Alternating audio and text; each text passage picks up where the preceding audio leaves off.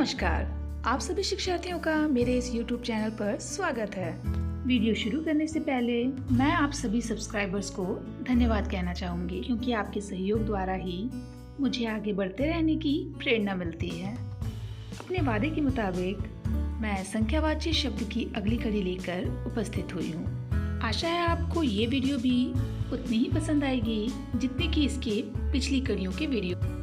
तो चलिए वीडियो शुरू करते हैं। अब तक हमने सीखा कि संख्यावाची शब्द विशेषण के रूप में प्रयोग किए जाते हैं और इसीलिए इनका प्रयोग विशेष्य के आधार पर किया जाता है। हमने ये भी जाना कि 1 से लेकर 4 तक की संख्याओं में तीनों लिंगों के लिए अलग अलग शब्द का प्रयोग किया जाता है और अंत में हमने संस्कृत में 1 से लेकर के 100 तक की गिनती सीखी।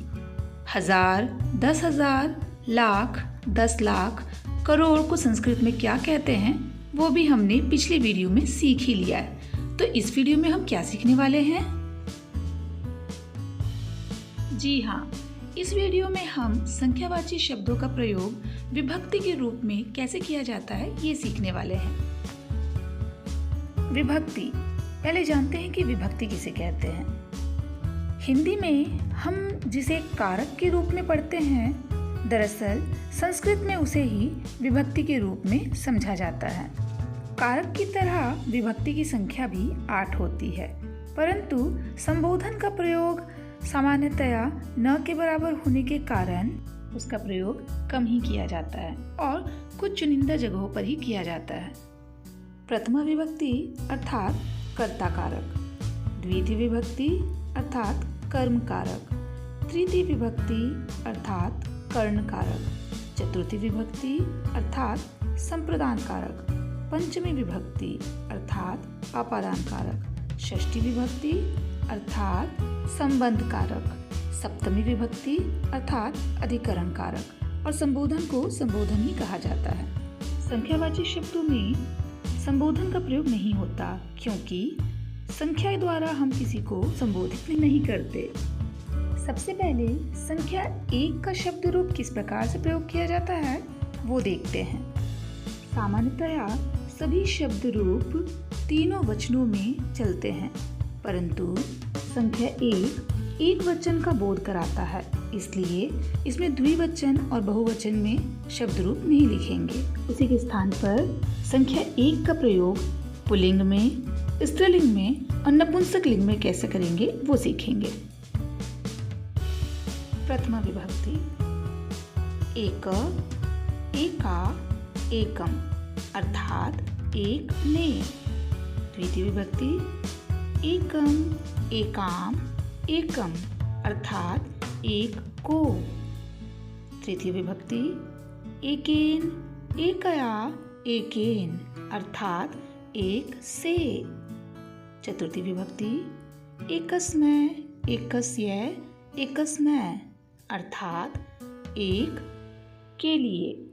पंचमी विभक्ति एकस्मात्, एकस्या, एकस्मात् अर्थात एक से, लेकिन यहाँ पर अलग होने का भाव है। षष्ठी विभक्ति एकस्य, एकस्या, एकस्य अर्थात एक का या एक की या एक के। सप्तमी विभक्ति एकस्मिन्, एकस्याम, एकस्मिन् अर्थात एक पर या एक में।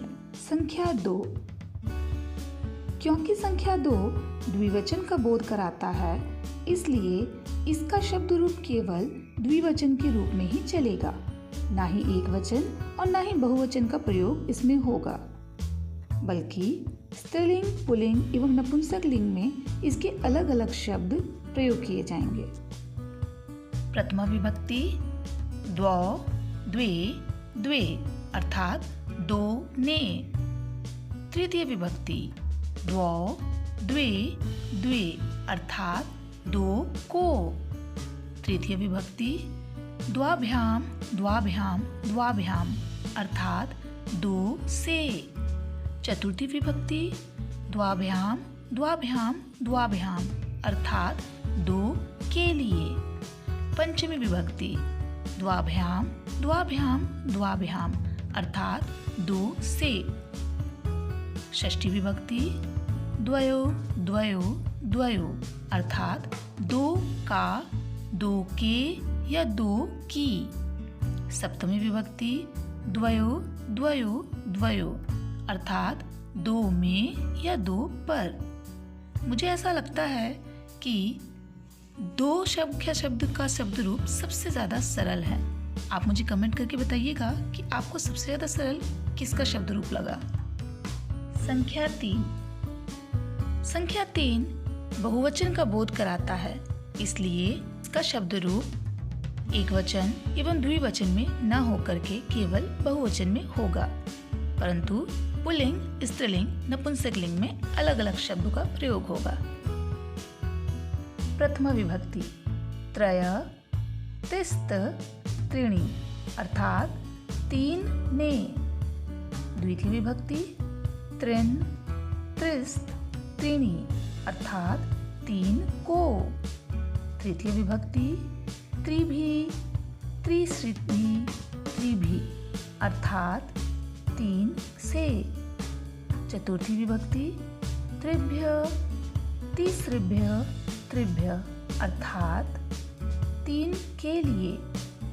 पंचमी विभक्ति त्रिभ्य तिसृभ्य त्रिभ्य अर्थात तीन से, यहाँ अलग होने का भाव है। षष्ठी विभक्ति त्रणायाम तिसृण्याम त्रणायाम अर्थात तीन का के की। सप्तमी विभक्ति त्रिषु तिसृषु त्रिषु अर्थात तीन में या फिर तीन पर। संख्या 4। संख्या 4 भी बहुवचन का बोध कराता है, परंतु यह भी संख्या 3 की तरह तीनों अलग अलग लिंगों में अलग अलग शब्दों के रूप में प्रयोग होगा। प्रथमा विभक्ति चत्वार चतस्त्र चत्वारि अर्थात चार ने। चतुर चतस्त्र चत्वारि अर्थात चार को। चतुर्भि चतस्रिभि चतुर्भि अर्थात चार से। चतुर्थी विभक्ति चतुर्भ्य चतस्रिभ्य चतुर्भ्य अर्थात चार के लिए।